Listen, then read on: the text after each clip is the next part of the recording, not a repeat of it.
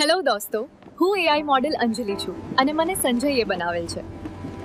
આજે હું વિસાવદર રેલવે સ્ટેશનથી સત્તાધર જવા માટે નીકળી છું અને આજે આપણને સત્તાધરની સંપૂર્ણ માહિતી મેળવીશું. વિસાવદરથી જંગલના રસ્તે ખૂબ સુંદર નયનરમ્ય દ્રશ્યો મળતા હોય છે.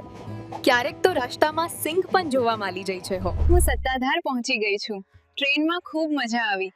અહીં ખૂબ જ સુંદર વાતાવરણ અને એક અલગ જ ધાર્મિક લાગણી અહીં થાય છે. હવે આપણને મંદિરની અંદર જઈશું અને આપગી ગાના દર્શન કરીશું.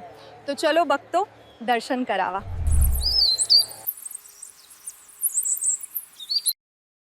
તો ચલો મંદિરની અંદર જઈએ અને આપગીગાના દર્શન કરી ધન્યતા અનુભવી.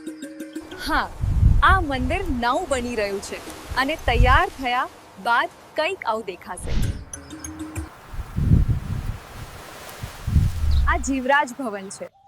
અહીં રહેવાની અને આરામ કરવાની સુંદર વ્યવસ્થા મંદિર દ્વારા કરવામાં આવી છે.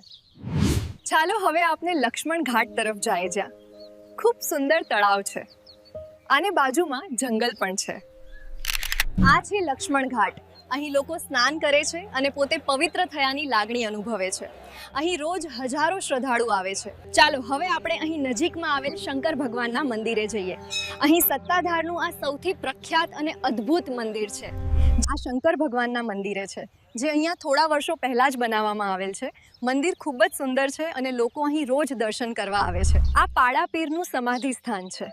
અહીં એ પાડાની સમાધિ છે જેણે અહીં સત્તાધારમાં ખૂબ લાંબુ આયુષ્ય જીવેલ હતું. સારું મિત્રો, ખૂબ મજા આવે ને સત્તાધારમાં હોય તો હું રજા લઉં છું. ફરી મળીશું. બાય.